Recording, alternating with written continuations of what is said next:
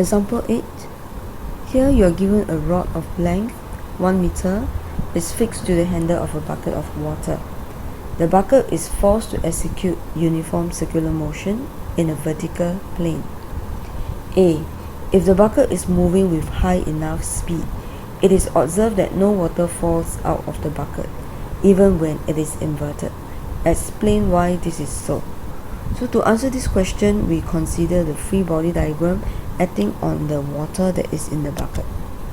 So we will have the non-contact force, which is the weight, water in contact with the bucket, so there will be a normal reaction force. So the resultant force on the water in the bucket will be the weight mg plus the normal reaction force. Because the water in the bucket is going round in a circular motion, so mg plus n will be equals to the centripetal force. So the water, right, will not fall out when it's going around in a circular motion. It is because the weight and the normal contact force n is used to provide the centripetal force. The normal reaction force n, right, is exerted on the water by the bucket. Okay, if you use Newton's third law, the water will also exert a force on the bucket, which is in the opposite direction. So the water is also pushing against the bottom of the bucket. So that will help you to see why the water is not falling out. Part B.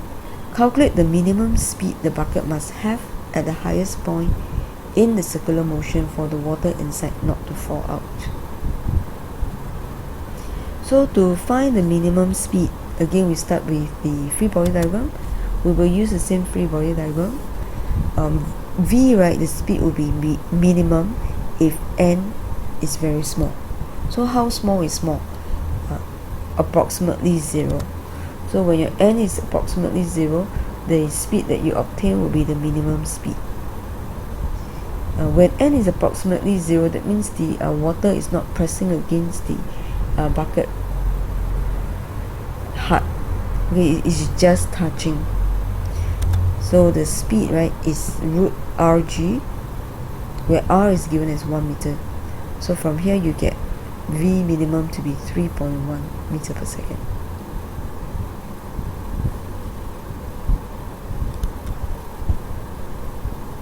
C.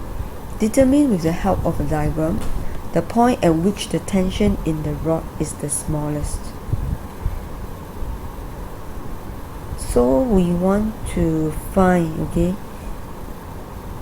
the point where the tension is the smallest. We need to be able to form an equation for tension. Okay, and the equation must be general. It must be such that I can use it for any point in the circle. So to do that, let's consider a general situation whereby the bucket is inclined, say, at an angle theta to the vertical.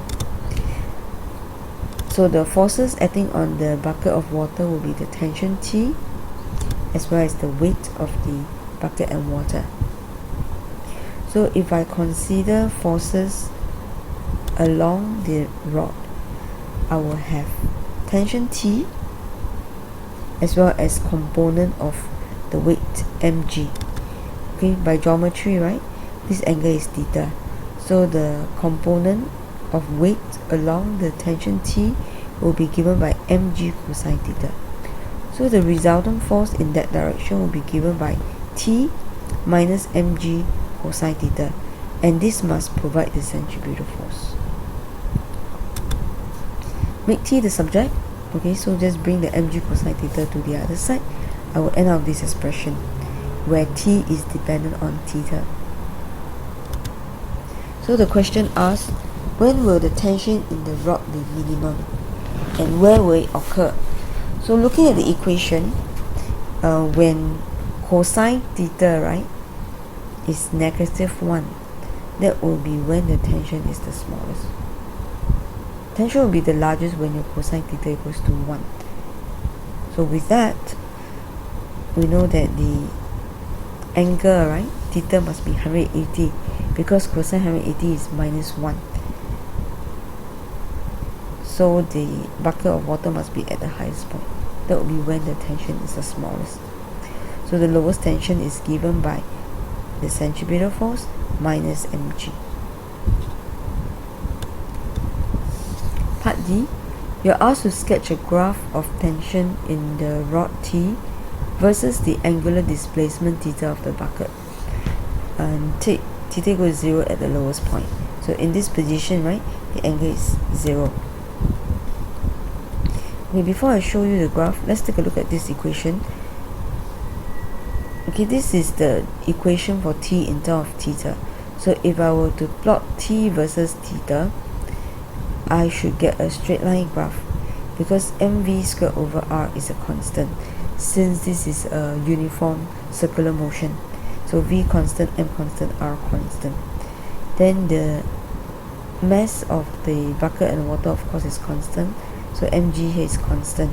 So the variables will be t and theta. So if I were to plot a graph of t versus theta, it should be that of a cosine graph, but not about the axis, because you have to add mv squared over r. So it's shifted above the horizontal axis by mv squared over r. Okay, so I've shifted the axis here, which is my mv squared over r. Then you should get a cosine graph, where the maximum value is when cosine theta equals to 1, so the maximum will be mg plus mv squared over r. The minimum will be when this is minus 1, so it's given by mv squared over r minus mg. Okay, so that's how the graph looks like.